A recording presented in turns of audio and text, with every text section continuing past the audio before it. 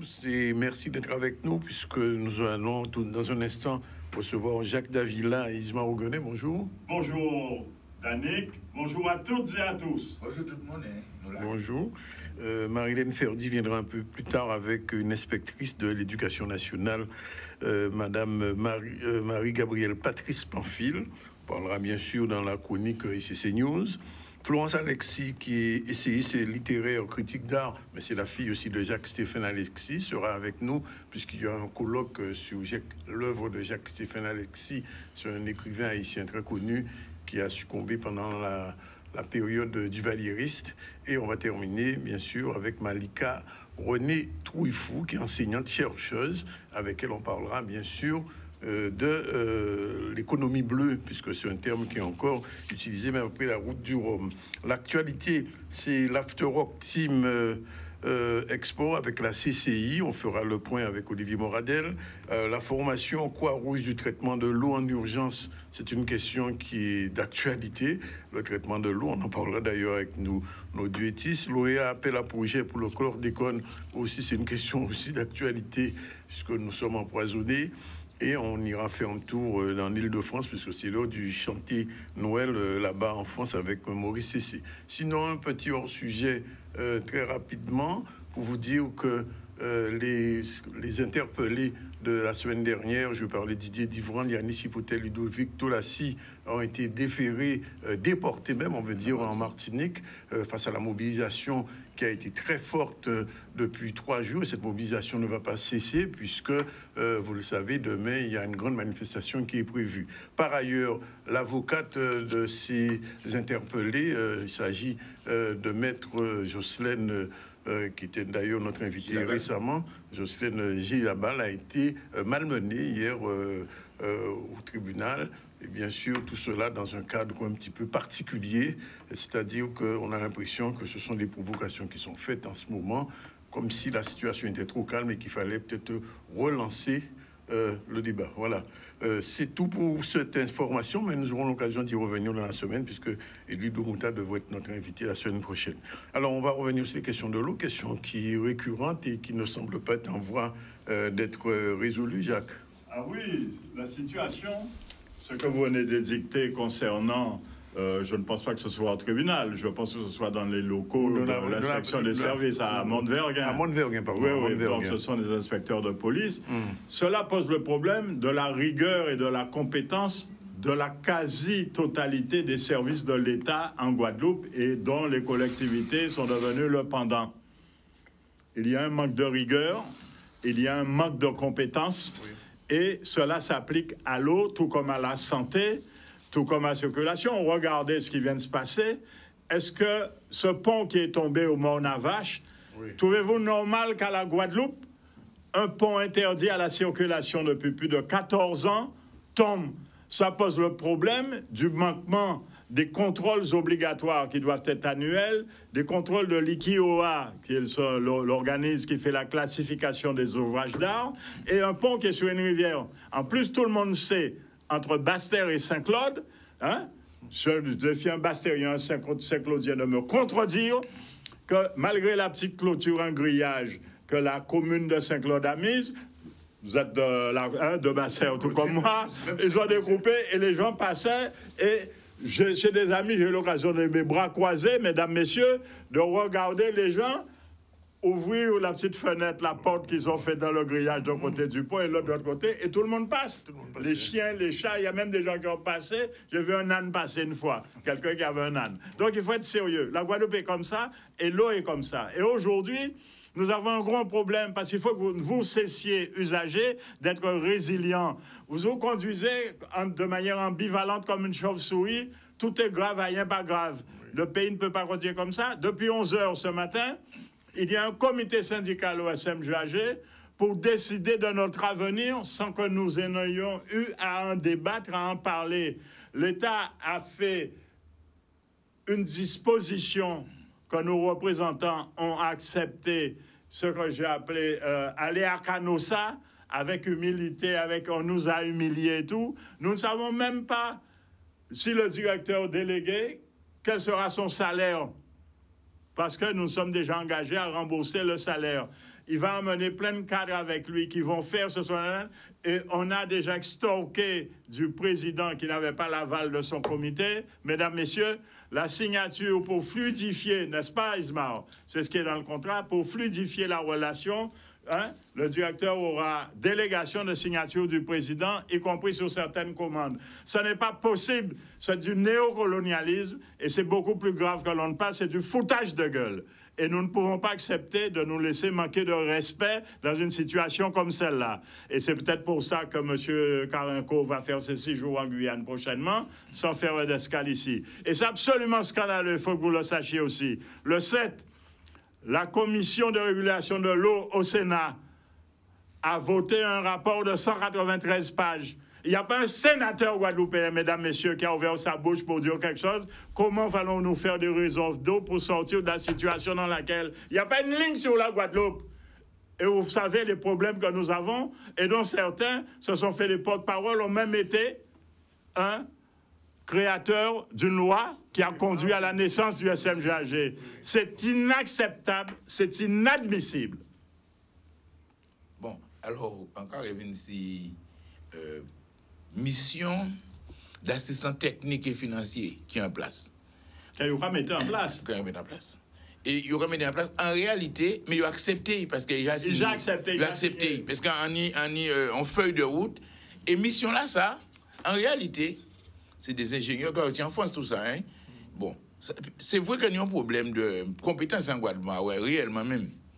Mais en réalité, ces gens-là, ça, c'est eux qui ont des pouvoirs décisionnels à la SMGAI là. En réalité, c'est totalement sous tutelle. Et tous les mondes à présent, tous ces directeurs, il y a rien en réalité. Vous payer, vous avez bel l'argent. Alors, moi, on ne peut pas comprendre pourquoi les usagers de l'eau, parce qu'en dernière analyse, c'est nous qui avons payé. Mais bien sûr. C'est nous qui avons payé. Il faut nous rembourser les mises à disposition. Vous pouvez mettre en mission technique et financière en place et nous avons remboursé l'argent. Nous avons payé, même temps, nous avons payé des directeurs, une série de monde techniques en Guadeloupe. Il y a un problème. Et ça qui est grave.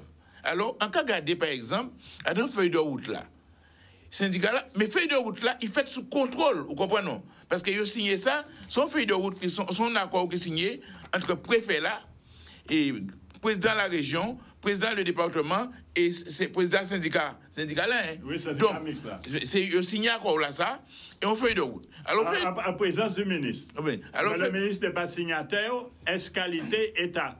Alors, justement, témoin de la chose. Feuille de route là, il a prévoir plusieurs habitudes, notamment des travaux d'urgence. Heureusement, on fait des travaux d'urgence. Mais, des travaux d'urgence, mais, bon, il y a que faire, parce que c'est des sommes, bon, regardez les sommes, c'est des sommes importantes. Puis, grosse somme là, c'est au moins 2 millions et quelques d'euros, 3 millions d'euros, 4 millions d'euros. Donc, à part ça, il est important. Parce que pour résoudre le problème à l'eau en Guadeloupe, même si on prend plusieurs années, il faut qu'il nous mette 3 milliards. Ouais. Ah oui, mais même les experts, ils ont formé 3 milliards. Donc, nous avons fait des travaux d'urgence pour Revin, presque à niveau que nous avons dit avant Fiona. Pour que Revin, les travaux que nous avons fait, ça c'est des cassures, des biteilles qui fait, nous avons Revin avant Fiona. Nous avons réparé, mais avant Fiona, nous avons au moins 50% de fuite. Oh, on va regarder dans ça comique parce que dans les objectifs, par exemple, pour mettre en place un plan de retour à l'équilibre. Je crois que j'étais à mon. Un plan de recours à l'équilibre dans la situation de la nuit là. Et puis les financements qui mais on me dit qu'il prend 100 ans. 100 ans si base à financement là. Ça nous nie. Parce que lutter contre les déperditions d'eau sur les infrastructures. Mais longtemps, nous n'avons pas laissé une déperdition d'eau. Oui, c'est les fuites. C'est les fuites. Ouais. Mais alors, on pense que, et puis c'est l'argent là qu'on mobilise là, qu'on peut lutter, c'est fait jeter à monde. Pas ni pour. Il y a des fois, il y a un plan Marshall. Il faut vraiment. Si l'État te veut, parce qu'il n'y a peut-être pas de l'argent, il n'y a pas de faire une piste, mais il faut qu'on prenne des mesures. Si on met l'État qui mettre des ingénieurs, qui mettre en mission pour encadrer, pour prendre le pouvoir en réalité, mission technique et financière, qui prendre le pouvoir. Parce que, si vous voulez, syndicat, le comité syndical là, qui a dirigé le syndicat là, obligé de rendre compte d'ouvert et il peut dire ça pas bon. Comprenez? Il peut dire ça pas bon, mission qu'on va faire, etc. Donc, si l'État prend le pouvoir, tout à fait illégal, si vous voulez, dans le cadre à gestion de l'eau, parce que de l'eau, c'est le comité de l'aglo, étant nous du fait qu'une loi permet nous, débuter. C'est pourquoi il m'a dit dans le papier là que oui, c'est un peu délicat. C'est un peu délicat parce que... Nous sommes le seul département de la République sur les 100 départements français, dom-tom inclus, y compris les Comores, à avoir ceci. C'est pour ça que je n'ai eu cesse de vous dire, l'Association des maires de France, des conseils régionaux de France et des conseils départementaux suit de très très près l'évolution de l'application de cette loi afin de savoir si une mesure dérogatoire était prise pour la Guadeloupe, quels seraient les inconvénients applicables pour eux dans l'Hexagone. Parce que c'est une loi nationale qui a été prise par le Parlement, contresignée par le Sénat avec retour au Parlement. Oui. Alors ça, en cas fini, moi, je dis que, si vous voulez, il faut mettre en place un plan de retour à l'équilibre.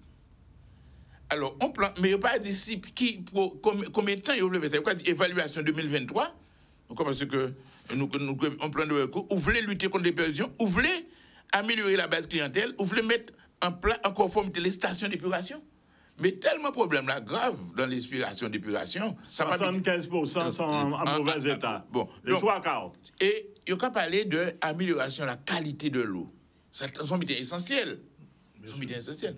Et tu n'as pas dit que ça choqué moi aussi. Il y a dit par exemple qu'il faut rendre les tours d'eau plus justes. On va s'y voter ça. Le fait que on tour le tour d'eau est interdit. Ça n'existe pas en droit français. Ouais, faut pas peut-être ces gens-là ça rester plus longtemps sans de l'eau qui donne. Mais ça pourrait exister dans le service de l'eau potable. Ça pourrait exister tour d'eau. Donc, en fait, il n'y a pas de tour d'eau. Et c'est là le problème, là. C'est là qu'il y a un gros problème, parce que nous avons créé des situations exceptionnelles. Nous avons parlé de comme c'est un milieu normal. C'est comme dit pour le règlement de service, là aussi. Nous, règlement de service, là. Alors, il y a dit, vous mettez règlement de service, là, en ligne. Ça n'a aucune valeur. Vous pouvez créer un règlement de service en ligne, il y a dit, et envoyer ça, il doit être remis à l'usager. Soit qu'on va y physiquement, soit qu'on va y par mail, c'est un mail. S'il peut arriver directement, il peut y consulter, il faut y nier. Et c'est le seul moment qui est opposable à usager, là, on peut y appliquer. Donc, encore, est-ce que nous pouvons prendre les mesures pour nous sortir de la situation la nuit là, et qu'on voit nous rester encore dès l'année qui vient là, nous pouvons répéter même là, parce que pas ni pour disposition pour sortir dans ça. Parce que les problèmes à fuite que nous ni, les problèmes à assainissement, les problèmes par exemple à qualité. Sans oublier que de l'eau agricole là, il a parti avec l'eau de con, il a pollué la grande terre et machin, l'eau de con était à nous.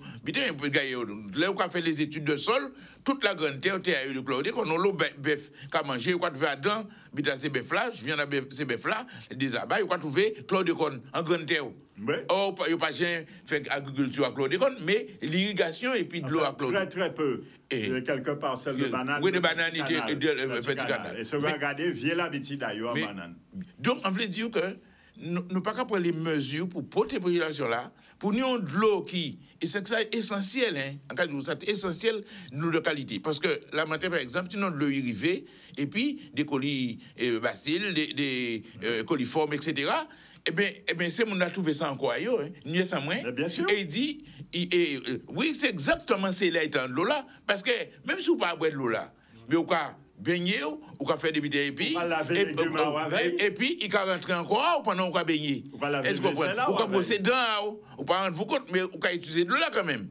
Eh bien, il trappe, il devait polluer. C'est tout un problème pour te tirer ces vêtements encore. Et puis il disait pour nous de l'eau là, ouais, d'accord, c'est comme on a payé, mais on comprend son nom, on a une maladie, etc. Comment non? Parce que ces bidets là qui rentrent encore, et c'est des bactéries très dangereuses. Les bactéries coliformes, etc. Donc, et ça qui est grave là, c'est que tout, nous, quand tu dis ça, mais nous pas même temps communiquer qu'à dit pas boire de l'eau là. Ah oui. Ou alors des autocontrôles très spécieux. Nous, quand nous sommes dans une situation, et nous avons dit, même si communiquer là paraît, mais au moment où communiquer là paraît, où ça c'est vivre là pendant pas de temps. Pour le moment, c'est que faire en sorte que ça pas arrive en l'eau là. Parce que nous, ni au moins, quand même, pour pas ni bactéries, il faut suffisamment de chlore en l'eau là. Suffisamment, mais s'il faut peut-être aussi, réseau là, t'es bien. Parce que quand vous regardez Grenoble, ça y est fait. Tellement réseau là, bien entretenu, beau, etc. Pas ni, il ne peut pas mettre chlore en l'eau là. Et de l'eau là, quand il fait bien à l'usager. Mais il capte dans des sources qui bien, bah, tiens, écalé, et nous, on a de meilleures qualités que de l'eau qu'on a en bouteille. Alors, il y a une question que vous quand même posée. Vous parlez tout à l'heure de feuille de route là, fait là, que vous mettez. Mais finalement, l'impression qu'on nous tenait 2 ou 3 semaines, c'est que l'État a décidé de prendre la main au SMEC. Est-ce que ce président là, c'est réel? Et est-ce qu'il a fait les bitins changer, du moins? Oui, attends, c'est la prise en main totale. Oui. Parce que du fait qu'ils mettent en mission technique et financière, qui n'y ont pouvoir décisionnel en fait. En réalité. Donc, c'est pratiquement à côté. Non, en fait, c'est mon là, comme on va payer des gens pour ne rien faire. À ne rien faire. Parce que, en fait, tous les gens qui regardent les finances, qui regardent les problèmes techniques, comme c'est ces gens nous l'ont fait ça. Mais mettons, on équipe sérieux et sérieux. On suréquipe. On a appliqué la méthode qu'autrefois, quand on faisait des études en prépa, on avait un binôme. On a appliqué, ça s'appelle une binomie. Donc, si nous, un directeur général, nous remettons un directeur général délégué. Directeur général adjoint, directeur général adjoint délégué. Avec, en plus, délégation de pouvoir au directeur général délégué du président. Alors, comprenons. Et avec le terme qui est utilisé dans le contrat pour fluidifier la relation. Alors, Dani, pour répondre à la question, le problème là, Jacques est d'accord. Si vous voulez, le problème en nous, à part que vous mettez ces gens-là, ça. Vous payez ces gens-là pour résoudre le problème parce qu'on n'a pas de l'argent là. C'est des moyens financiers énormes. Situation là, une situation catastrophique. Pour sortir dans ça, il faut mettre des opérations financières pour attaquer le problème de fond. Remettre un réseau sérieux. Mais tant que nous bricolons, qui pas bon, nous payons sortir, vous comprenez? Et en ayant les moyens locaux de mettre en œuvre l'idée, c'est-à-dire de configurer, de matérialiser, de réaliser, parce que nous n'avons pas les moyens, il n'y a pas toutes les entreprises qui ont les compétences nécessaires pour faire un chiffre d'affaires aussi important par année. Parce que prenons le cas, il a été évalué dans tous les rapports d'expertise qu'on peut dépenser 80 millions par an, vu l'état des entreprises et leur capacité dans ce domaine. Nous allons retrouver 80 millions par an pour faire 1 milliard de chiffre d'affaires, c'est 12 années et demie. Donc c'est pour faire 3 milliards, ça veut dire que nous sommes à 37, dans 37 années, nous allons finir avec l'évolution des besoins et tout. Il y a quelque chose qui ne va pas, ce n'est pas sérieux. Quand vous voyez une des clauses de cette affaire qui dit que la mission sera de 6 personnes, elle se réserve le soin de rajouter 5 complémentaires si besoin est. Mais c'est eux qui vont analyser et créer le besoin. Qu'est-ce qui me prouve qu'ils ont la compétence pour pouvoir analyser nos situations? Qu'est-ce qui me prouve? Des gens qui ont déjà signé un accord, quelle est la compétence qu'ils ont pour analyser la compétence de ceux qui choisissent les gens censés être compétents? Ensuite, toute personne n'oublie une clause. 2 partenaires qui sont déjà membres de cette affaire sont signataires, c'est le conseil régional, le conseil général, mais on oublie que tout le monde a oublié dans cette affaire-là quelle est la capacité d'endettement supplémentaire du conseil général et du conseil régional. Parce qu'en comptabilité publique, il y a un élément qu'on appelle le hors bilan. Le hors bilan, c'est les choses non comptabilisées qui existent sous forme d'endettement vers l'État. Je prendrai l'exemple du RSA, que tout le monde sait, on a dépassé les montants du RSA. Ceux-ci sont au hors bilan parce que l'État ne le rembourse pas. Parce que le département avance et est en bourse. On ne peut pas continuer cette dissimulation, cette rétention d'informations, cette omission. Les Guadeloupéens, c'est eux, contribuables, parce qu'il faut que le contribuable alimente les caisses de ces 2 caisses qui sont déjà quasi au bord de l'obsolescence financière parce que tout le monde a une limite de capacité d'emprunt, donc de remboursement. Il y a des dettes antérieures qui vont tomber à échéance à partir du 31 décembre. Il faut être sérieux. Alors, encore je tombe, nous quoi vous avez un plan ça a crié pour retour à l'équilibre là, il a dit par exemple améliorer la facturation et le recouvrement et améliorer l'information et la communication vis-à-vis des usagers. Mais nous il a pratiqué ça au quotidien. C'est monsieur pas faire rien. Vous pouvez écrire ou pas répondre. Il a fait des factures qui pas rien, vous voyez la réalité. D'ailleurs, là vous voyez parce que nous en permanence qu'a écrit et qu'a contesté les factures. Et bien parfois, vous ne pas être compte de ça, vous ne voyez une facture. Vous ne pouvez pas me répondre, vous ne annuler la facture, vous ne voyez une autre facture après, et il ne peut pas mentionner, ça il a demandé avant, là, il dit 1300 €, vous contestez, il ne peut pas même répondre, vous, et puis il a une facture, bon, il a tiré 1300 €, là, il a une autre facture. Vous voyez, on est tous ces cas-là, ça, pour montrer, mais au moins, la relation clientèle, vous n'avez écrit, si vous plaît recommandé, il faut répondre. Mettez un personnel débrouillé, parce que c'est comme ça que nous payons garantie. Nous ne pouvons pas répondre. Et en termes de facturation, c'est une catastrophe. Hein? mais ils font ça volontairement. C'est des gens qui connaissent. Ce sont les anciens ordonnateurs qui ont reproduit les mêmes errements, les mêmes dérives. Et comme ils savent que si on n'a pas comprendre, si on n'a pas comprendre, son idée assez technique. Jusqu'à aujourd'hui, on ne comprend pas. Non, l'usager, moi, l'usager commun ne connaît pas. Mais il faut voler. Mais on a bien qu'à voir comment des pays trop l'argent. Mais il est incapable de comprendre pourquoi. Et c'est ils savent qui manœuvre ils fait. Donc, en cas où il faut nous sortir dans ça, il faut nous une intention honnête. Ou alors, on service public, il faut une intention honnête, mais nous une intention malhonnête de ces gens qui ont fait ça, vraiment. Ah oui, c'est très important ce qu'Ismar vient de dire. On aurait dit que nos compatriotes perdent le sens de la responsabilité, le sens de la mission de service public. Le SPA, Service public de l'eau et de l'assainissement, a une mission de service public, qu'on soit contractuel ou titulaire. Donc, c'est-à-dire, je suis au service de l'intérêt général de mes compatriotes. Nous sommes dans un archipel où nous sommes des créoles, avec tout ce que ça peut comporter au plan ethnique, philosophique, religieux, historique, tout cas le débiteur. Pas de problème. Nous sommes, le pays, c'est un boyeur qui a mélangé et métissé et qui continue. La preuve, nous sommes en train d'absorber des Chinois, Guadeloupéens ramaillés Chinois, Chinois ramaillés Guadeloupéens. Alors, donc ça veut dire que tout est possible ici. Mais, pour nous, on est le sens de l'intérêt général, le sens de nous tous, c'est ça l'intérêt général. On n'est pas obligé d'accord et d'année, on n'est pas obligé d'accord et Ismar, mais on ne peut pas les bailler avec respect, car respectement, et nous faisons ensemble. Et c'est comme ça que nous allons apprendre à vivre ensemble, en faisant ensemble, dans le respect l'un de l'autre. Et nous ne pouvons pas respecter nous, des gens qui ont touché des qualités sommes faramineuses. Quant à ce qu'on appelle les astreintes, on vient de voter un machin qui va nous coûter près de 5 500 000 euros par mois, donc plus 6 millions sur le budget 2023, qui est déjà en déficit. Alors, l'usager n'est pas une vache à lait. Pas le monde pas crier, pas un usager ami. Vous comprenez, je veux dire, comme on dit en créole, l'usager n'est pas beau-père, pas le monde. Il faut arrêter ces histoires-là. Hein? Et on va vers le déficit. L'État vient gérer un déficit en disant « je le laisse en place, je ferai ce qui a lieu ». Et on va placer ce qu'on appelle en français l'entre-soi. Il y aura mettez mon aïeux, il refait ça, on va se retrouver avec 11 personnes, nous ne savons pas qui est qui. Et on ne va pas on va vouloir m'accuser de racisme ou d'ostracisme, voire de xénophobie, parce que c'est eux qui vont choisir les gens, et en l'état de nos informations, fiables, comme d'habitude, ils ont choisi, ils ont dit, comme on n'est pas arrivé avec les blancs dans tous les trucs, les machins, cette fois-ci, ils vont mettre un Africain. Bon, c'est pas parce qu'il est Africain.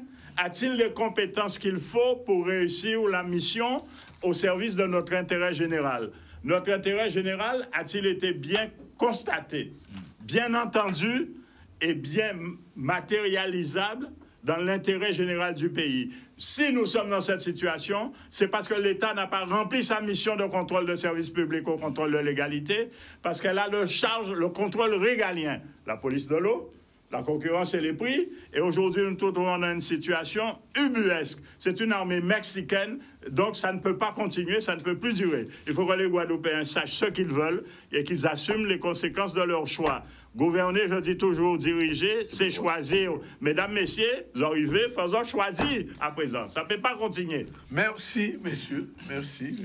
C'était bien chose là et bien intéressant. Mais une fois de plus, ça a montré qu'en question de l'Oula, nous ni des l'année, on va parler de ça et à vous voir. Ah ouais, nous là, c'est pour plaisir l'année. Voilà. Nous avons un premier projet, nous allons retrouver nous tout à l'heure pour développer le journal là et pour recevoir les prochains invités à tout de suite. On a déjà 13h04. On salue nos prochaines intervenantes. Bonjour, Madame Ferdi. Bonjour, Monsieur Zandonis. Bonjour, Madame Pamphile. Bonjour, Monsieur Zandonis. On vous reçoit dans un instant, mais avant, on revient sur le hors-sujet de tout à l'heure, puisque la situation le mérite. On va dire deux petits mots sur une situation qui commence à enfler, on peut le dire comme ça, puisque la semaine dernière, au début de la semaine, Didier Divron, Yannis Chipotel, Ludovic Toulassi ont été interpellés avec Michel Corveau et David Abdoul. Ils ont été déportés en Martinique dans la nuit, très discrètement par les forces de l'ordre françaises. Et donc, de notre côté, Jocelyne Gilabal, qui est l'avocate de Didier Divron, qui était notre invité récemment, a été très malmené, insulté dans les locaux du Mont Neuverguin à Pointe-à-Pitre, entre Pointe-à-Pitre et Abîme, la nuit dernière aussi. Tout cela montre que ces jours-ci, le gouvernement français est en train de faire un certain nombre de provocations qui peuvent risquer de faire évoluer négativement la situation sociale. Demain, il y a une manifestation prévue par le LKP et les organisations patriotiques et nationalistes. Probablement, on reparlera de cette situation. Ce matin, un communiqué est sorti. Je vous laisse voir déferlement des militants à la Martinique. En catimini aujourd'hui, vendredi 9 décembre, dès l'aube, la justice coloniale a organisé la déportation des militants en Martinique. C'est eux qui criminels, et donc l'UGTG et l'UTS, UGTG, les autres organisations appellent demain une manifestation. Voilà, c'est dit. On revient à l'actualité plus calme. L'Afterwork Team Export à la CCI, c'était hier. Olivier Moradel, on regarde. Team France Export existe depuis 2018 et depuis juin 2021, nous avons un bureau à la Chambre de commerce et d'industrie des îles de Guadeloupe. En réalité, la Team France Export, c'est l'union de plusieurs partenaires publics. Donc, vous avez l'État, la région, les CCI, BPI France et Business France, qui sont unis en team, donc 5 opérateurs, qui sont autour du chef d'entreprise qui souhaite exporter ses services ou ses marchandises à l'international. En fait, on a un guichet unique de l'export et on aide les chefs d'entreprise dans leur démarche à l'international. Pour nous, c'était une évidence dans la mesure qu'on est une société guadeloupéenne, du moins domienne. Et être partenaire de la CCI sur un projet comme celui-ci, on ne pouvait pas le rater, quoi. Il était important qu'on soit dessus. Et d'ailleurs, on est arrivé en 2021 et en octobre 2021, je crois, dans ces eaux-là. Et c'était indispensable de ne pas louper cette opportunité qui nous était offerte. Il y a un certain nombre d'actions. On va déjà commencer par les ateliers d'information que nous avons mis en place. On en a eu déjà 6 depuis la création de la Team France Export sur accéder aux marchés internationaux, savoir préparer son pitch, c'est-à-dire quand on parle à l'export, comment présenter son entreprise et les avantages et les atouts de son entreprise. On a également la possibilité, avec nos ateliers, de se former à l'import, la logistique, le volet bancaire, le volet juridique également. Et puis, on a aussi mis en place un atelier sur l'importance de l'interculturalité dans la négociation commercial. Ça veut dire en fait que quand on part à l'international, en fonction des pays dans lesquels on va aller, forcément il va falloir un peu s'adapter à la façon de négocier dans le monde des affaires. Et on a effectivement prévu un atelier pour parler de ces spécificités. En tant qu'artiste et producteur, j'avais déjà établi des liens avec la Caraïbe et commencé à travailler sur des featuring, sur des collaborations.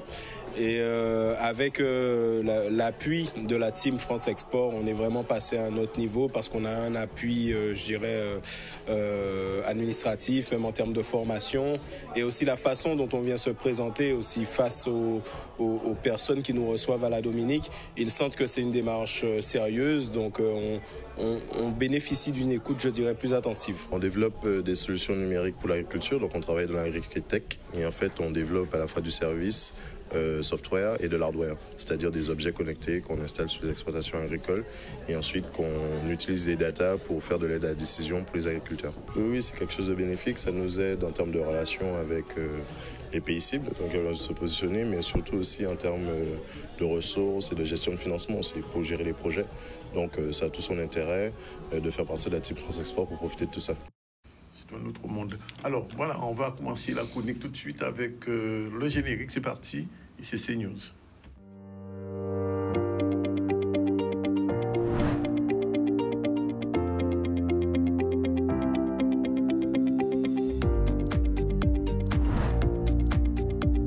La chronique culture et cinéma news, c'est tous les vendredis à 13h dans le ZCL.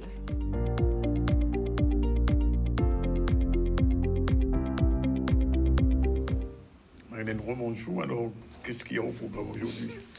Alors aujourd'hui, on ne va pas recevoir d'artistes. Aujourd'hui, on va rester dans l'éducation nationale et notamment un événement qui a sa 2e édition, donc c'est la semaine des lycées professionnels. D'accord. Et pour cela?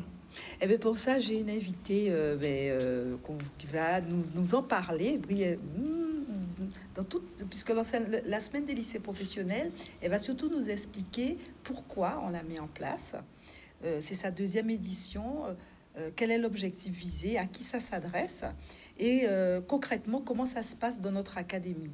Alors bon, c'est pas n'importe qui qu'on reçoit aujourd'hui. On reçoit une inspectrice donc, de l'éducation nationale et elle s'appelle Marie-Gabrielle Patrice Pamphile. Et on va la saluer. Bonjour madame. Bonjour à tous, enchantée d'être sur le plateau aujourd'hui. Merci d'être venue. Alors, elle va nous parler de quoi? Alors, elle va nous parler... présenter quand même. Mais oui, alors déjà, bon, c'est une inspectrice de l'académie qui a une spécialité d'éco-gestion et qui a beaucoup travaillé sur le tourisme et l'hôtellerie. Mais elle travaille aussi, là, elle va surtout nous parler de l'enseignement professionnel, hein, quelle est la place qu'elle occupe dans notre académie, mais aussi nous parler des offres de formation, puisque l'un des objectifs de cette manifestation, c'est donner de la visibilité, de présenter, que chaque établissement puisse présenter ses offres. Donc c'est un véritable événement. Mais quelle est la place de cet enseignement? Qu'est-ce que ça représente pour nos jeunes, mais aussi pour tout chacun, hein, puisque moi je prends un exemple.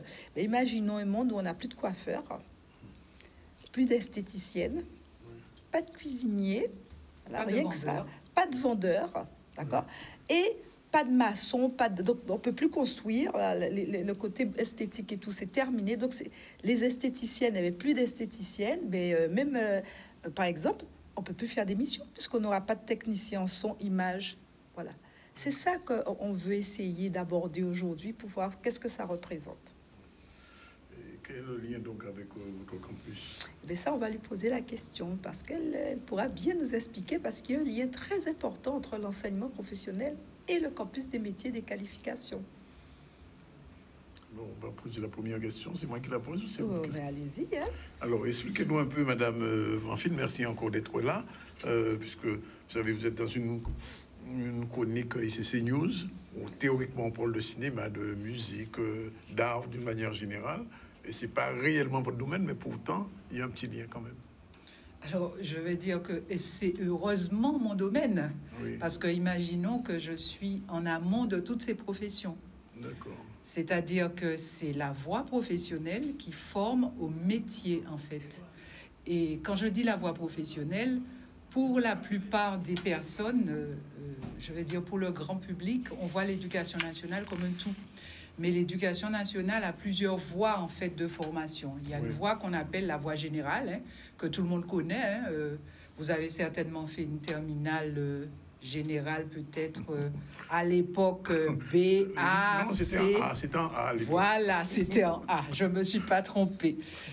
Donc, aujourd'hui, c'est plus exactement la même chose, mais cette voie-là existe. Il y a aussi une voie technologique qui commence à déjà rentrer plus en profondeur dans les métiers, qui parle de technologie. Hein.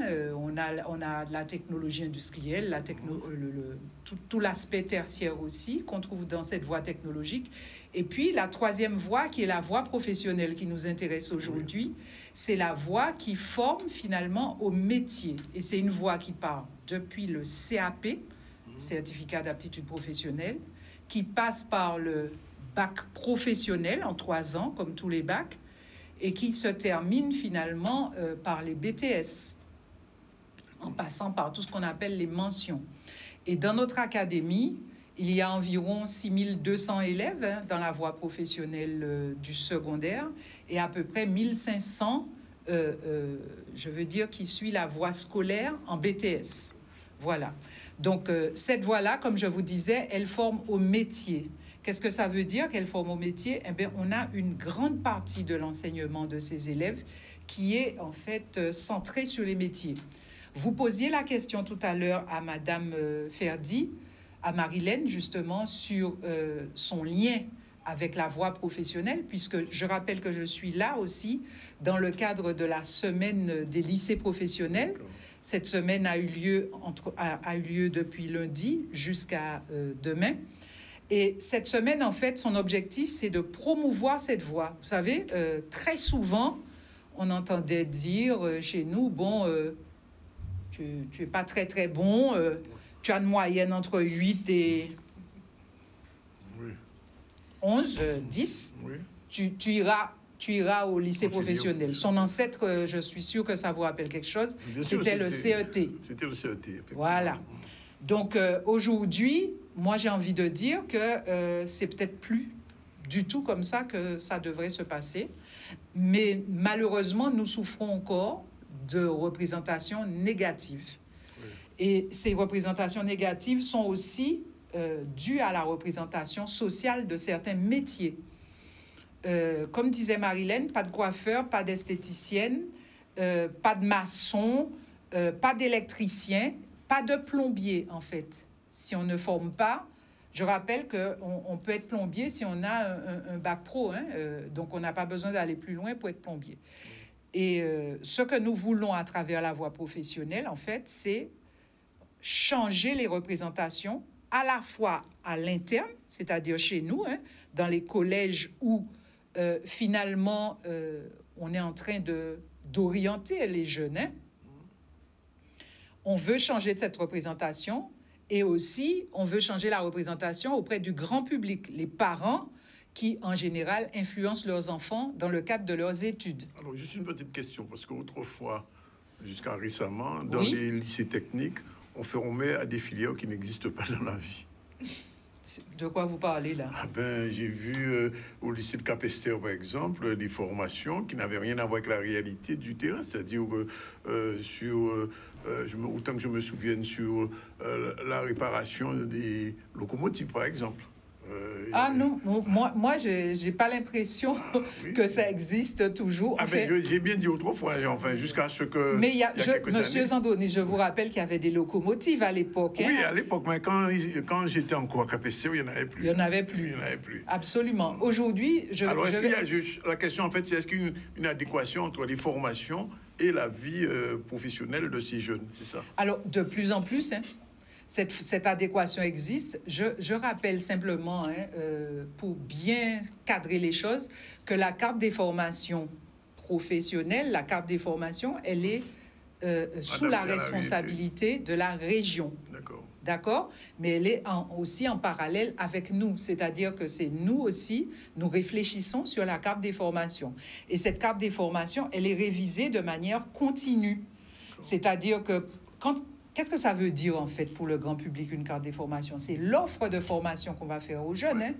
Et cette offre de formation, elle est essentiellement liée à une chose, Monsieur Zandronis, c'est quels sont les métiers qui seront exercés demain et quelle employabilité on peut donner aux jeunes que nous sommes en train de former aujourd'hui. C'est rassurant. Oui, j'espère bien.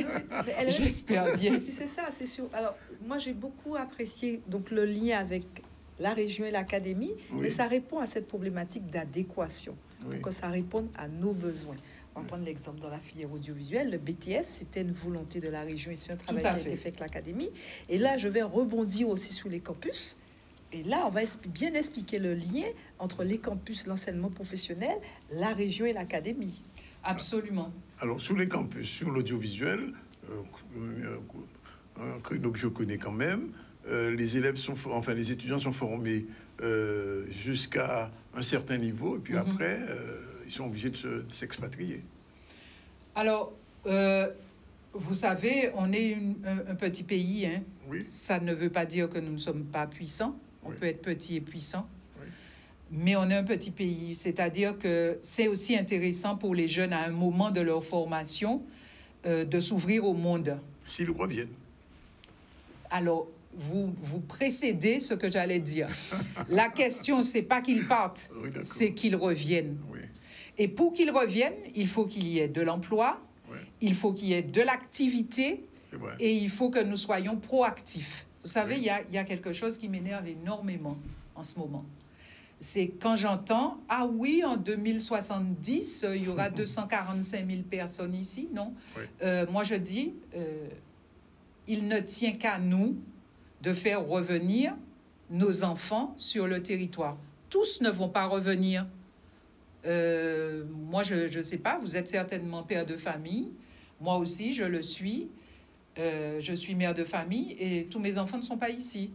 Mais j'ai envie de dire que si on a envie de faire revenir, il faudra avoir ce que j'appelle une politique proactive, à la fois au niveau de l'emploi et au niveau aussi du contexte de notre société, pas simplement au niveau de la formation, parce que moi, je pense que il faut aller ailleurs pour voir autre chose. Non, c'est important. On est d'accord.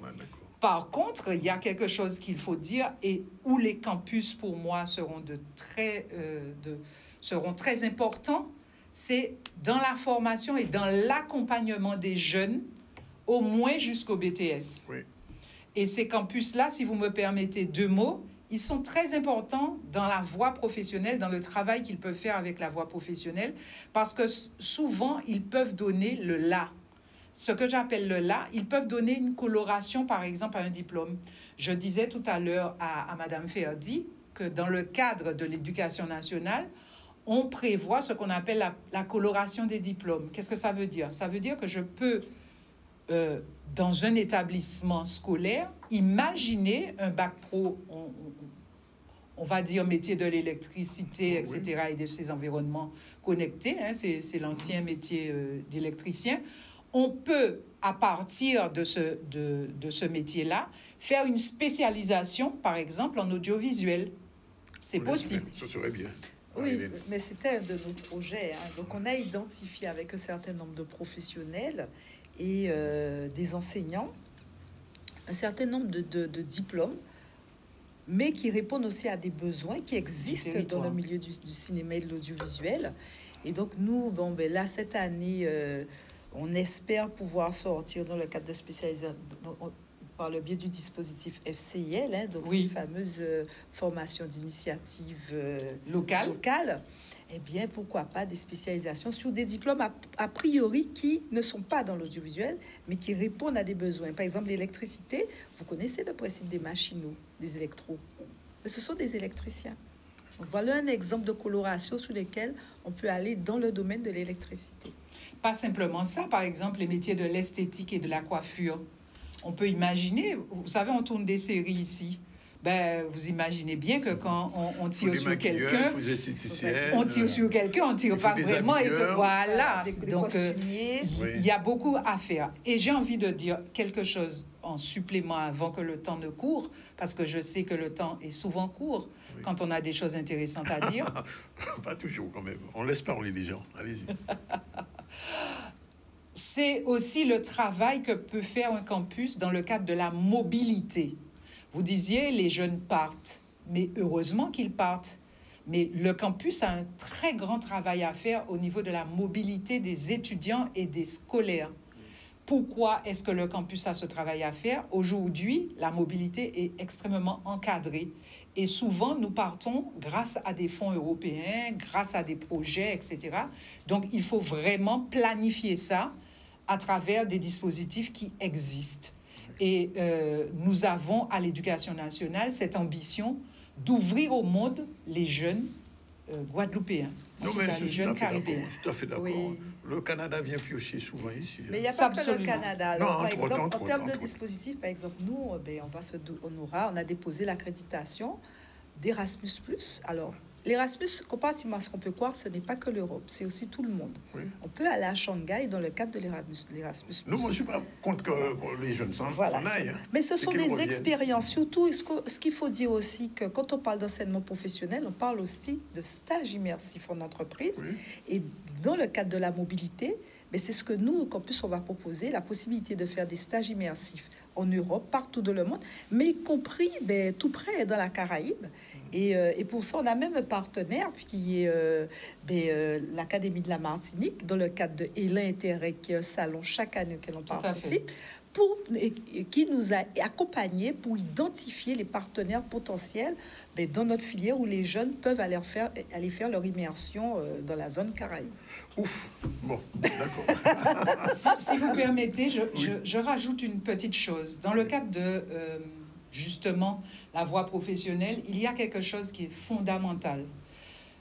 Vous savez que souvent, dans la voie professionnelle, nous recevons des enfants, des jeunes issus de milieux sociaux défavorisés.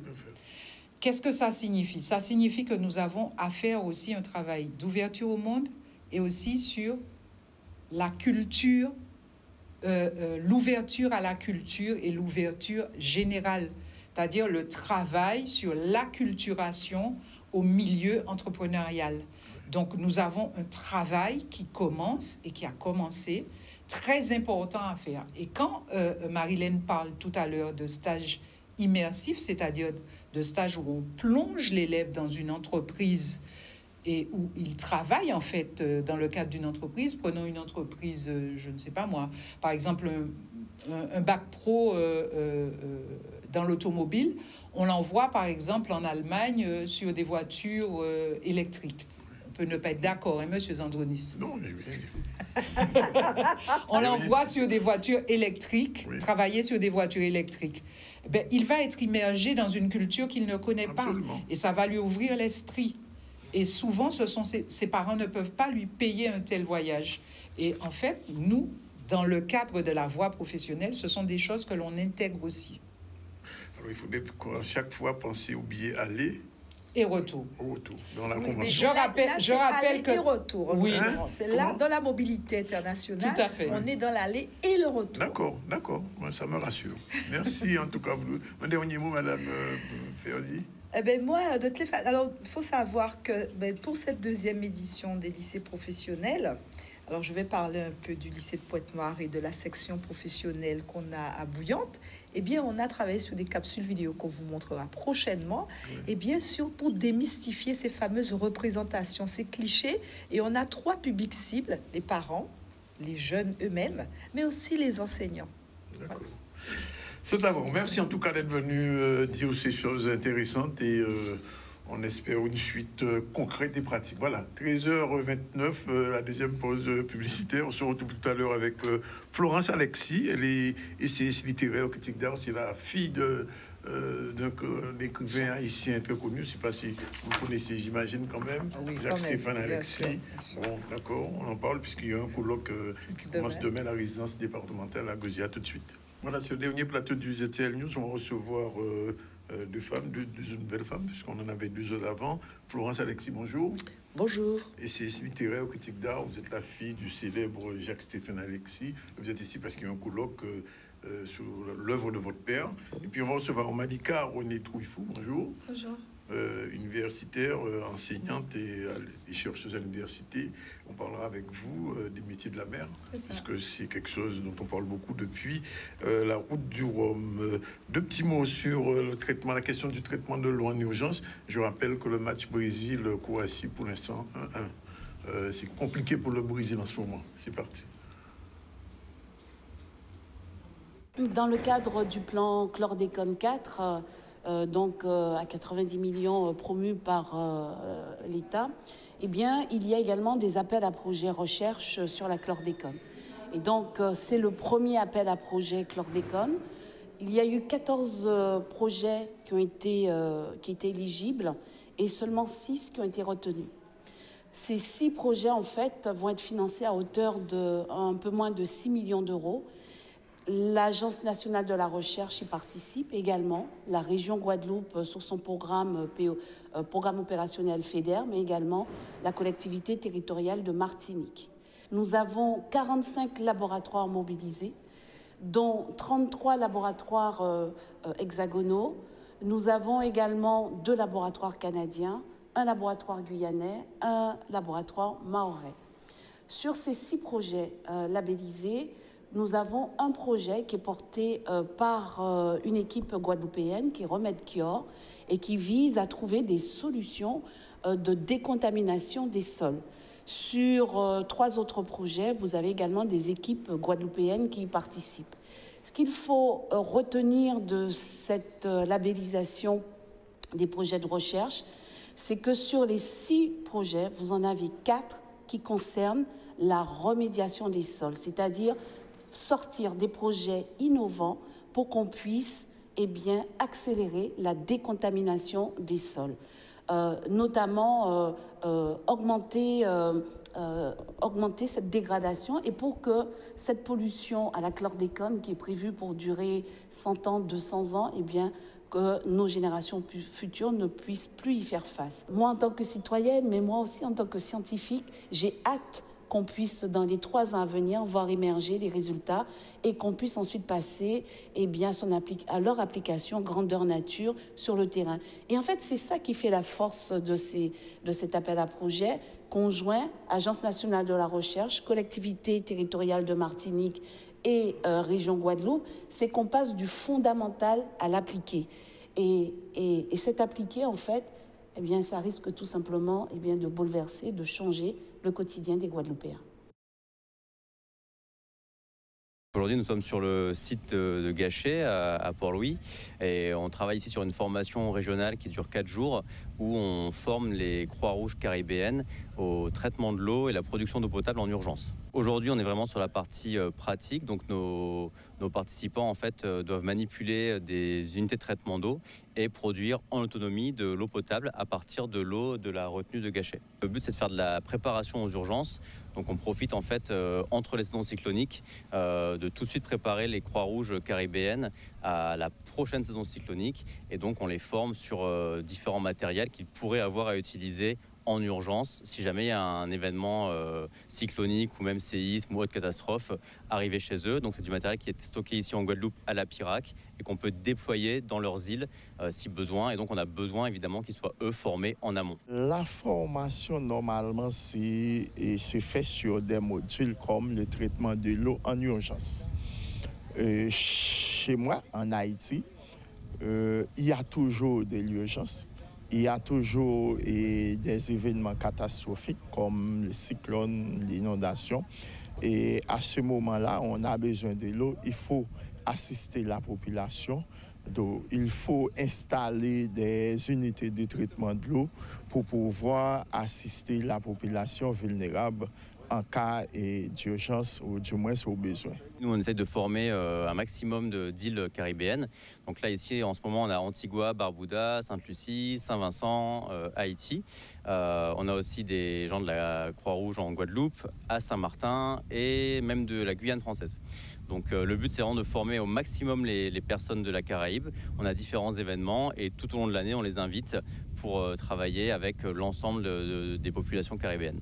Nous avons 10 régions géographiques et 14 régions Croix-Rouge. Donc nous avons déjà des équipes d'urgence disponibles sur chaque région et on va continuer à former ces équipes-là à partir des informations qu'on a reçues ici. C'est très important de prendre soin de leur lot, de territoire, pour vérifier si il n'y a pas de problème pour la population et pour l'avenir, l'utiliser de la meilleure façon, en fait. Vous vous rendez compte que la coopération avec Haïti, c'est une réalité ici. Oui, absolument, c'est une bonne nouvelle. Et la preuve, c'est que vous êtes ici vous-même, vous participez à ce colloque. Alors, je lisais un petit peu la biographie de votre père. Je ne savais pas qu'il était un descendant direct de Dessalines. Donc, l'homme qui a mené Haïti à son indépendance, bon, on connaît un peu l'histoire de votre père, ses difficultés avec le système du valériste de l'époque, sa mort brutale en 1961. Alors, vous êtes la marraine de ce colloque. Quel va être le type d'intervention que vous ferez pendant ces 2 jours? Alors d'abord, il faut dire que le colloque est organisé sous l'auspice et avec l'appui du conseil départemental. Oui. C'est important. Et le centre de recherche que dirige Franck Garin est également partie prenante. Oui, tout à fait. Et c'est donc toute la journée de demain à la résidence départementale, sous la présidence du professeur Roger Thompson, que chacun ici connaît et que j'ai eu la chance également de connaître. Et donc ça aura lieu toute la journée. Et on va un peu revisiter non seulement l'œuvre, mais il se trouve, comme vous l'avez mentionné, mon père est à la fois un très grand écrivain en Haïti. Il est considéré avec Jacques Roumain comme l'un des 2 grands écrivains du XXe siècle. Jacques Roumain, auteur de Gouverneur de la Rosée, pour ceux qui connaissent. Je pense que c'est un des classiques de la littérature caribéenne. Et mon père est donc le 2e grand écrivain du siècle en Haïti, Jacques Alexis. Mais il est mort donc très jeune, comme vous l'avez dit, 39 ans, assassiné en 1961 sous la période de la dictature de François Duvalier. Votre mère même a été arrêtée et torturée, là, pour ce que j'ai compris. Pardon? Votre mère a été arrêtée et torturée. Oui, bon, vous savez, en Haïti, à l'époque, tout le monde était arrêté et torturé. Il y a énormément de victimes, même inconnues encore aujourd'hui, donc pour lesquels on n'a jamais retrouvé... Fort Dimanche, le fameux Fort Dimanche. Au Fort Dimanche, même avant d'arriver à Fort Dimanche, les gens marchaient dans la rue, étaient tués d'une balle dans le dos. Ça a aussi autorisé aussi beaucoup de règlements de comptes personnels. Oui. Ce genre de situation permet à des privés de faire leur propre justice et de se débarrasser d'un rival, d'un concurrent ou d'un adversaire. Donc c'est une période où il y a énormément de gens qui ont disparu, pour lesquels on n'a jamais eu ni d'acte de décès, ni de preuve de leur mort. Mais donc, pour revenir à mon père, il a publié donc ses 3 grands romans chez Gallimard.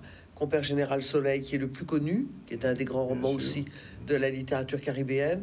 Les Arbres musiciens, qui est un livre moins connu, mais qui aujourd'hui reprend énormément d'importance parce qu'il y a une grande réflexion sur l'environnement. Et je vous entendais parler du chlordécone tout à l'heure. Il y a une très grande réflexion sur l'environnement, sur la manière dont l'héritage amérindien et l'héritage africain ont su préserver l'héritage environnemental naturel, et comment aussi l'histoire coloniale a malmené les paysages et le milieu naturel. Tout à fait. Parce que mon père était né à la campagne, c'était pas un enfant des villes, il est né à Gonaïves dans le nord, donc effectivement une des capitales de la Révolution haïtienne, c'est un des foyers, un des bastions de la Révolution haïtienne. Mes grands-parents, mes arrière-grands-parents étaient des anciens libres, ce qu'on appelle en Haïti, donc des gens qui avaient obtenu leur liberté avant les abolitions de l'esclavage, d'où le lien avec Dessalines. Voilà. Oui. Non, mais je disais que aussi, parler d'environnement, il y a toute une partie d'Haïti qui est en voie de désertification en ce moment depuis quelques années, parce qu'il n'y a pas d'électricité, on coupe du bois pour faire du charbon. Voilà. Actuellement, et ça aussi. Alors, une dernière chose quand même, ma lettre au soleil, vous n'avez pas tout dit, mais ce sera quoi exactement? Pardon? Ma lettre au soleil que vous allez faire. Ah ben non, mais j'avais écrit une lettre. Alors, dans les années 80, quand mon père avait déjà donc disparu depuis une trentaine d'années, je me suis rendu compte qu'on ne trouvait plus les livres. Ah, d'accord. Et je me suis donc battue pour rééditer les romans. Et à un moment où la jeunesse n'avait plus accès, sauf ceux qui les avaient dans leur bibliothèque, on ne les trouvait plus. Et en négociant avec les éditions Gallimard la réédition, les éditions Gallimard m'ont demandé de préfacer mon livre préféré, qui s'appelle L'espace d'un ciment, que j'avais pas eu le temps encore de citer, qui est donc le 3e roman.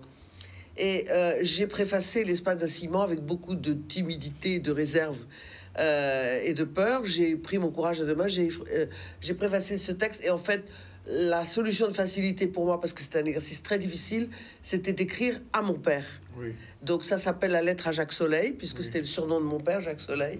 Et cette lettre, je crois, a beaucoup plu aux équipes ici, et à Franck Garin en particulier. Donc on va reparler de la lettre à Jacques Soleil, que j'ai écrit en 1982 pour la réédition. Général Soleil a été réédité aussi? Tout a été réédité, même les livres de contes, qui est aussi très intéressant pour connaître la tradition orale haïtienne. Donc le roman de Cerro aux étoiles, qui est à la fois une collecte de contes traditionnels et de nouvelles plus modernes. Enfin, il mélange un peu les deux styles et les deux traditions. Et puis on a même édité un inédit, qui est donc la suite du dernier roman, L'espace d'un ciment. Ah oui, après ça, mort, ça. Les éditions Zulma, il y a quelques années, ont publié la suite de L'espace d'un ciment et des aventures de la fameuse Niña Estrellita. Bien, ben, rendez-vous donc à partir de demain. Merci beaucoup. Merci d'être venu. C'est merci nous à qui vous vous. remercions. Et puis, sur un coup d'œil sur ce qui se passe en Haïti. On se tourne vers Madame Trouillefou. Bon, la route du Rhum, c'est fini, mais les métiers de la mer doivent continuer normalement. Alors, qu'est-ce qu'on offre à des jeunes aujourd'hui qui veulent, j'ai envie de dire, plonger dans les métiers de la mer? Bel exemple. Donc, en fait, justement, il faut savoir qu'est-ce qui existe sur le territoire. Oui. Donc, actuellement, il y a le lycée, il y a une formation au lycée. Il y a aussi un BTS, tout nouveau environnement, qui existe au Moule. Et il fallait que l'université prenne sa place. Donc, en accord avec la volonté de la politique régionale de développer l'économie bleue, conscient de ce qui existe déjà actuellement à l'université, on a actuellement une formation de master tournée vers l'écologie tropicale avec un parcours marin. Mais ça, c'est pour des étudiants qui veulent plutôt se destiner à des études longues, pour la recherche fondamentale, la recherche académique. Et on s'est rendu compte qu'il manquait peut-être une passerelle pour des gens qui veulent avoir finalement une formation plus appliquée, professionnalisante, mais directement ancrée vers les métiers de la mer. Oui. Et c'est ainsi qu'il a été décidé, pour cette nouvelle offre de formation de l'université, de créer cette licence professionnelle, mention métier de la mer, et avec un parcours tout à fait novateur qui s'intitule Restauration écologique. Alors, sur le plan écologique, il y a beaucoup de choses. On parlait tout à l'heure du chlordécone, qui est présent même dans les eaux marines. Mais alors, traditionnellement, je vous dis ça pas à vous, je m'adresse, mais d'une manière générale, on pense métier de la mer, on pense seulement le pêcheur, etc., etc. Mais il y a l'éventail beaucoup plus large. C'est ça. Et justement, l'idée, c'est de savoir que la mer, c'est pas que la pêche, c'est pas que des métiers, entre guillemets, où on a l'impression, voilà, on n'est pas dans les laboratoires, on n'est pas dans l'innovation, on n'est pas dans le côté développement. Voilà, moi, je travaille dans un laboratoire à 100% de mon temps. Je fais de la recherche, on va dire, pointue sur de la microbiologie corallienne et je suis très peu en mer directement. J'ai une équipe qui fait cette partie-là du terrain. Mais en fait, voilà, donc l'idée, c'est d'augmenter le niveau de qualification, de permettre à des jeunes qui ont envie voilà, de se situer vers les biotechnologies, d'aller vers l'agrotransformation des produits de la mer, de travailler dans l'écotourisme, même dans le milieu de la croisière, mais avec cette idée de quel impact toutes ces activités qu'on développe sur le milieu marin peuvent avoir sur les écosystèmes. Et donc, former des techniciens spécialisés, des assistants ingénieurs qui vont travailler dans les bureaux d'études, dans les services environnement de toutes les collectivités, dans le secteur privé, et qui vont avoir aussi des idées, des projets qu'ils veulent développer en lien avec la mer, les travaux en mer, les services offshore, le tourisme, mais qui auront vraiment cet aspect de toutes nos activités ont certainement un impact sur la ressource, sur les écosystèmes, et donc maintenant apprendre à restaurer, apprendre à limiter les impacts, apprendre à faire tout ça, mais dans un développement durable. Alors j'ai envie de quand même vous poser la question, quel est l'état de nos coraux en ce moment? C'est mon cheval de bataille, les coraux, je m'en occupe depuis que je suis là avec toute mon équipe. Et j'avoue que c'est toujours un peu difficile pour moi de devoir transmettre le message qui est que notre situation est la plus grave, la plus difficile de tout le reste du monde. Je fais partie du laboratoire d'excellence corail. J'ai des collègues dans le Pacifique. C'est un laboratoire qui regroupe tous les chercheurs français qui travaillent dans les régions ultramarines françaises et qui s'intéressent aux récifs coralliens. Donc, bien sûr, à l'échelle mondiale, les récifs sont en déclin. Le changement climatique... Je crois qu'ils ont trouvé quelque chose de particulier pour préserver les coraux et les rebooster, si je peux parler comme ça. Oui, ils s'intéressent beaucoup à développer ce qu'on dit, on va dire, les coraux super résistants. Ceux qui ont des meilleures aptitudes, des meilleures capacités, on va dire les winners, par rapport à ceux qu'on pourrait appeler les losers, ceux qui sont déjà, entre guillemets... vraiment en train de mourir. Donc ça, c'est ce qui se passe dans le Pacifique. Mais il faut savoir que si déjà eux, ils investissent au niveau de la Grande Barrière, de toute la zone Pacifique, nous, dans la Caraïbe, on a perdu près de 80% de la couverture corallienne. Et actuellement, il reste vraiment de 20 à 30% de coraux vivants. Donc je suis vraiment embêtée quand je dis ce constat parce que les gens ne se rendent pas compte de ce que ça signifie. Ça signifie quelque chose de simple. À ce rythme-là, avec en plus l'intensification des pressions, d'ici 2050, voire avant, on n'aura plus de récifs coralliens. Et donc, qui dit plus de récifs, dit tout ce qui est associé. Toute cette vie, ce sont des puits, des niches de biodiversité. Donc, les lambis, les langoustes, les oursins. Voilà, c'est notre survie aussi. C'est la protection de nos côtes. C'est avoir des plages qu'on peut fréquenter. C'est aussi les métiers de la pêche. Les pêcheurs, dans une certaine mesure, ils vont beaucoup en pêche côtière. Alors, en tant que chercheur, ça, c'est le constat de la disparition des récifs coralliens, mais qu'est-ce qu'on peut faire aujourd'hui? Qu'est-ce qu'on peut faire? C'est tous à notre échelle. J'aime beaucoup dire quelque chose qui est qu'on habite sur une île, tout ce qu'on fait au quotidien, tout ce qu'on fait sur Terre a un impact en mer.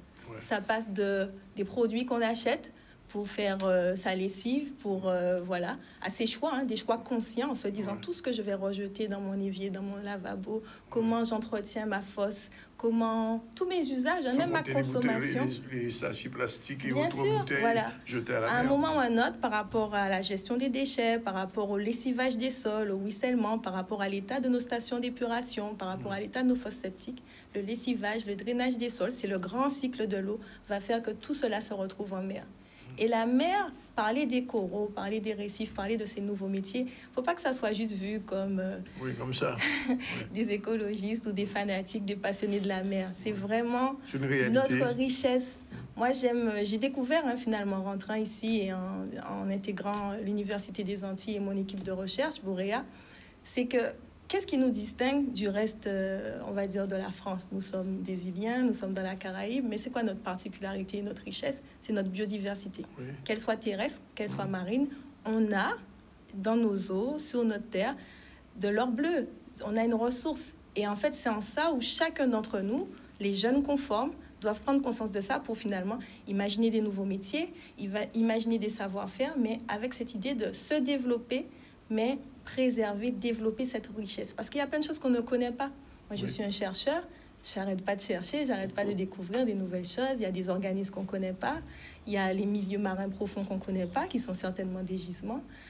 Il y a plein de choses en fait à faire sur la mer. Je pose quand même une question. C'est vrai qu'il y a un volcan entre Marie-Galante et la Guadeloupe, volcan sous-marin. Je ne prendrai pas la place de l'équipe de géologie marine, mais puisqu'elle existe et puisqu'ils font des recherches et des campagnes océanographiques, je peux vous dire qu'il y a beaucoup de choses. Et je vous dis, tous les instituts, CNRS, muséums, je vous dis, nous, on fait partie de beaucoup de regroupements. Il y a plein de gens qui viennent avec nous, qui viennent à l'Université des Antilles pour pouvoir finalement avoir un pied de départ pour l'exploration de nos écosystèmes marins. Sur la préservation des ressources marines, enfin des cours, etc., est-ce qu'il y a une prise de conscience aujourd'hui? Je l'espère, il y a de plus en plus d'associations. Oui. Nous, on cherche à communiquer. Je vois que finalement, cette nouvelle formation de licence là qu'on va monter, j'ai déjà pas mal de contacts d'étudiants qui me disent, voilà, peut-être avec cette idée de ne plus partir, de rester dans leur territoire, de faire une formation qui, en 1 an, va leur permettre d'être directement employables, de rejoindre vraiment les filières, les métiers de la mer. Donc, je pense qu'il y a une prise de conscience, mais il faut quand même que ça s'accélère. Vraiment aussi par nos usages, vraiment par nos usages. Le buoy sous-marin, on a travaillé dessus. Il y a une problématique de buoy sous-marin, toutes les activités nautiques qu'on fait, comment on les gère. En fait, il faut simplement se dire qu'on vit en symbiose avec notre nature. Et notre nature, elle est celle qui est visible, celle qui est terrestre, mais il y a celle qui est sous-marine. Et j'invite en fait, plus de monde à ne pas juste fréquenter la plage pour la fréquenter de manière loisir. De manière touristique. Il faut aussi aimer la plage, mais quand je parle d'aimer la plage, c'est comprendre que le sable blanc, les belles plages qu'on a, c'est aussi en lien avec les coraux. Si les coraux sont pas en bonne santé, c'est un peu la dégradation des coraux qui fait qu'on a ces particules de sable au fil et à mesure des années. Mais l'invasion des algues, des plages qui sont moins abritées, etc., c'est aussi, ce sera en lien avec le déclin des Madame Trouifot, est-ce que ce message, enfin ce discours que vous le tenez aux politiques? Parce que c'est eux qui, entre guillemets, essaient d'impulser un certain nombre de choses, parce que si nos politiques sont inconscients de cette réalité, comme on dit, rien n'est fait. Je crois que ça fonctionne. Je crois qu'on fait le travail et l'université est là, travaille en lien avec la région. Oui. Et c'est comme ça qu'on a réussi à monter ce beau projet de licence professionnelle. Pourquoi? Il y a 50% d'universitaires et 50% de professionnels. Oui. Et donc, tous les experts de la région sont associés à ce projet-là. Et la région Guadeloupe va nous aider. Il y aura un appel à projet, un peu comme on a vu avec... en tout cas, il y aura un appel à moyens pour financer tout ça, pour aider les 15 ou 20 inscrits qu'on aura chaque année à payer le permis bateau, payer le certificat d'aptitude à la plongée, parce que ça, ce sont des éléments clés pour être employable. Mais il faut venir plus souvent dire tout ça, Madame. Mais je suis contente de cette occasion et je vais continuer. Et vraiment, l'université nous donne les moyens pour ça, pour développer cette filière sur la mer. Et j'en suis contente. Merci. Je vous remercie. Puisque c'est la période, rapidement, on part du côté de l'Île-de-France, où notre correspondant permanent, Moïse Cessé, c'est rendu dans un chantier de Noël, puisque c'est déjà la période là-bas en France, il y a déjà un chantier de Noël là. Ils ont un peu d'avance, puisqu'il fait froid en ce moment là-bas. Vous le savez, vous venez de là-bas. Et donc, on regarde un peu très rapidement ce reportage. C'est parti.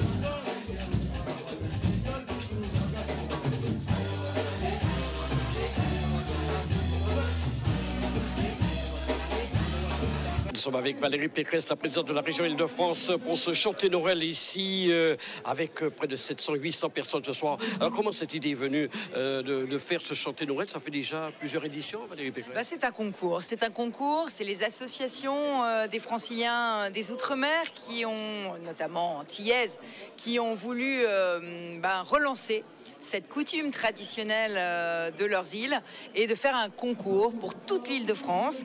Et l'idée, c'est de faire vivre évidemment ces musiques qui mettent de la gaieté, de la convivialité, chaud au cœur de tout le monde en plein mois de décembre. Voilà. C'est surtout que moi je pense qu'on a besoin dans une région qui est une région monde comme l'Île-de-France, on a besoin que tout le monde se connaisse. Et les franciliens ne connaissent pas forcément les cultures des Outre-mer alors que nous avons 800 000 franciliens qui viennent des Outre-mer.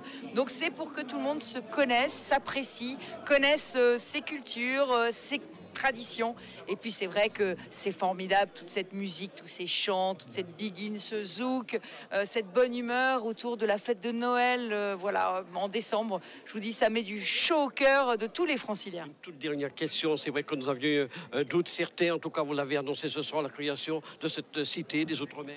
Absolument, vous savez que Jacques Chirac, qui était mon mentor en politique, avait promis une cité des Outre-mer à Paris.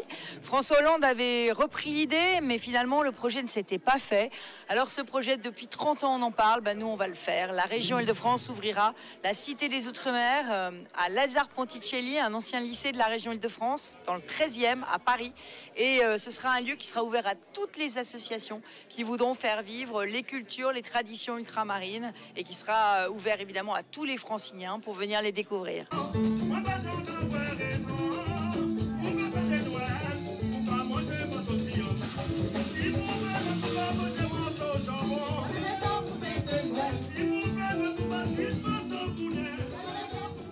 Voilà, c'est fini pour aujourd'hui. Je rappelle, en début de ZCL, on a reçu Jacques Davila et aussi Maroganin, comme d'habitude, pour la chronique de l'eau en toute sauce. Ensuite, Marilène Ferdi et qui avait comme invité Marie-Gabrielle Patrice Pamphile pour parler effectivement de la formation aussi professionnelle dans les lycées. Florence Alexis est encore avec nous pour rappeler que c'est demain à partir de 9h à la résidence départementale. Jusqu'à 19h. Oui, que se fera. On remercie Franck Garin d'avoir organisé ce colloque. Franck Garin, toujours très actif, et on le remercie. Et puis, on a eu Malika, René Trouillefou, enseignante chercheuse à l'université, pour les questions de ce qu'on appelle aujourd'hui l'économie bleue, mais avec des choses très concrètes, et notamment l'attention qu'il faut avoir pour notre ressource marine qui est en grande difficulté. Voilà, c'est fini pour aujourd'hui. La réalisation était assurée par Jordan avec son assistante du jour, Njoana. On vous remercie, on vous retrouve lundi. Bon week-end à tous et puis profitez du week-end. Faites attention sur les routes parce qu'il y a vraiment beaucoup trop d'accidents en ce moment. C'est bon. Ciao, bye bye, à lundi.